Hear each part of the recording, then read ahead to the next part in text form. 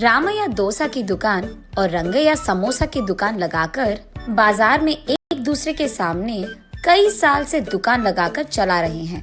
अब इन दोनों की एक दूसरे के साथ बिल्कुल नहीं जमती।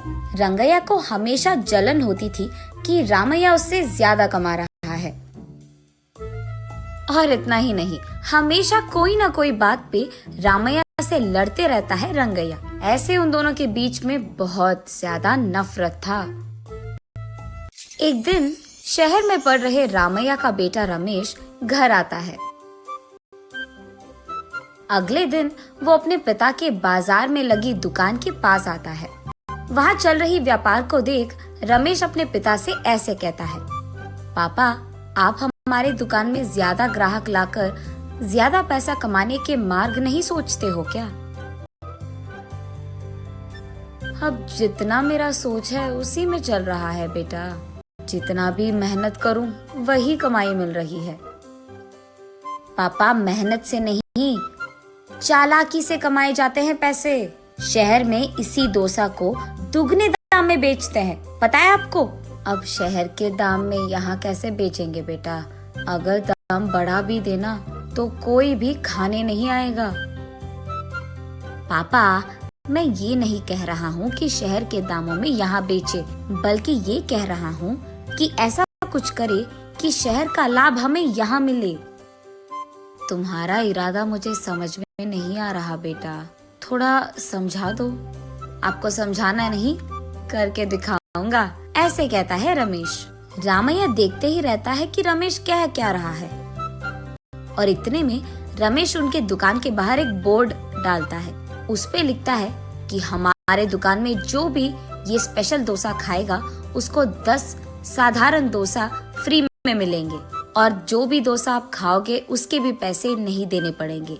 पर अगर स्पेशल डोसा खा नहीं पाए तो 10 डोसा का पैसे देना होगा, ऐसे लिख देता है।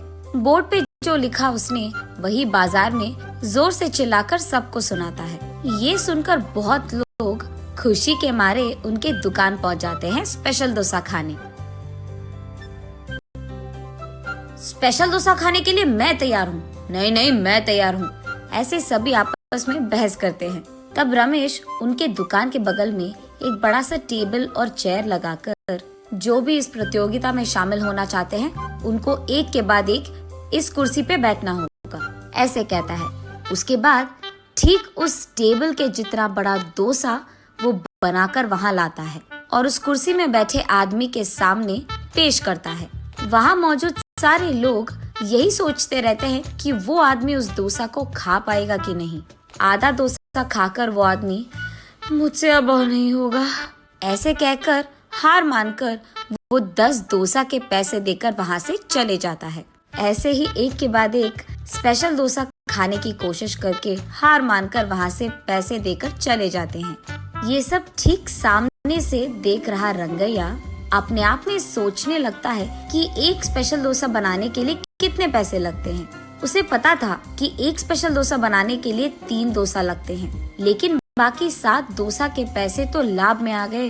तब उसे समझ आता है और कहता है, बाप रे, ये 3 डोसा बनाकर 7 डोसा का लाभ ले रहा है। बस रंगैया को जलन होती है। कुछ भी करके मुझे भी ऐसे ही पैसे कमाने होंगे, पर क्या करूँगा?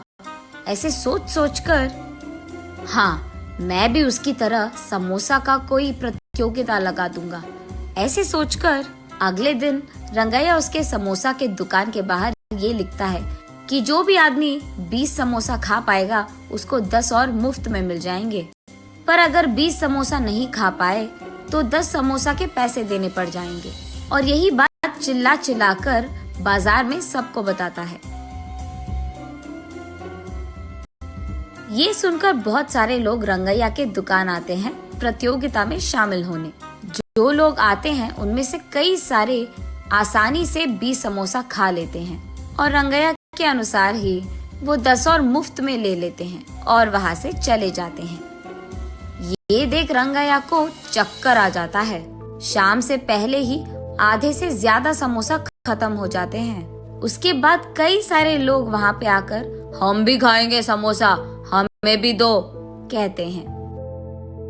इस कारण रंगैया को बहुत गुस्सा आ जाता है। इसीलिए वो उसके दुकान के सामने से बोर्ड हटा देता है। वो किसी को मुंह दिखाने लायक नहीं रहता है, इसीलिए बंडी को लेकर अपने घर की ओर बढ़ते रहता है। आज तो मैं 1 भी रुपए नहीं कमाया और उल्टा जो भी समोसे थे वो भी बेच दिया मुफ्त में। उसे चक्कर आकर वो नीचे गिर जाता है। आंखें खोलने पर रंगैया एक अस्पताल के बेड पर रहता है। उसके बगल में उसकी बीवी रहती है। मुझे क्या हुआ, मैं कहाँ हूँ? ऐसे पूछता है रंगैया। आपको चक्कर आकर नीचे गिर गए थे, कोई अजनबी आपको यहाँ छोड़ गया, ऐसे कहती है रंगैया की पत्नी। छा, आज सब कुछ नष्ट ही हो गया, सब बुरा हो रहा है। अरे क्या हुआ जी, आप इतने गुस्से में क्यों हो? वैसे आप शाम तक घर की मुंह भी नहीं देखते हैं, लेकिन आज दोपहर से पहले आपके समोसे खत्म हो गए और आप घर भी आ रहे थे।